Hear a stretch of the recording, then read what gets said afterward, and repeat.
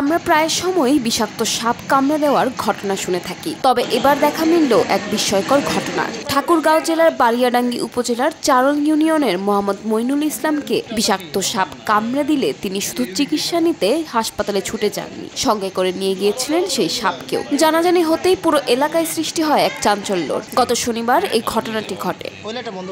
রোববার দুপুরে ঠাকুরগাঁও 250 শয্যা জেনারেল হাসপাতালে গিয়ে দেখা যায় কৃষক মইনুল বেডে শুয়ে আছেন, তার পাশে রাখা আছে সাপটি। মইনুল ইসলাম জানান, দুপুরে উঠানে কাজ করছিলেন তিনি। এই সময় হঠাৎ একটি সাপ এসে পায়ে কামড়ে দেয়। বিষের ভয়াবহতা বুঝতে পেরে পরিবারের সদস্যরা দ্রুত তাকে আগারগাঁও 250 শয্যা বিশেষজ্ঞ জেনারেল হাসপাতালে নিয়ে যান। তবে হাসপাতালের চিকিৎসকদের সামনে প্রমাণ রাখতেই তিনি সেই সাপটিকে সঙ্গে করে হাসপাতালে হাজির হন।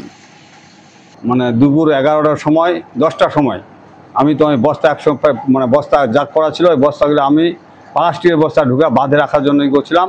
ওই থাবাং করে আমার সামনে আর কি উপরে উঠাই, ওই থাবাঙ্গ পড়ে যায়, বস্তাটাকে বাইর হয়ে পড়ে যাওয়ার পর ওই আমার আঙুলটাতে ঠকর দেয়, পায়েটা ঠকর দেওয়ার পর তখন ওই সামনে তো আরও বস্তা ছিল, ওইটা যা ঢুকে যায়। আমি তখন চিল্লাচিল্লি করি, তখন আমার লোকজন আসে, আমার ভাতিজি আসে, ওই ঠ্যাং দুটাতে বাঁধে দেয়, কাপড় দিয়ে বাঁধে দেওয়ার পর লোকজন আসার পর ওই সাপটা বাইর করার পর ওই বোতলের মুখটা খুলে দিয়ে ওই বোতলটা ঢুকা দেওয়ার পর তো সবাই বলতেছে মাঠটা থেকে ঝাড়াটাই করার জন্য কথা বলতেছিল। সবাই বলতে এখানে না ওই করায় আপনার সদর হাসপাতালে নিয়ে যান, ওইখানে ভর্তি করেন।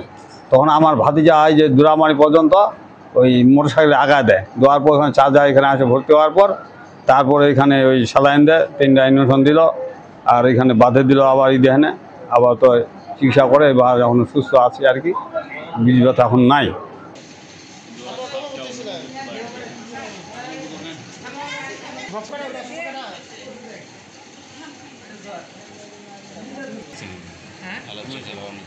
বন্ধ করে দাও।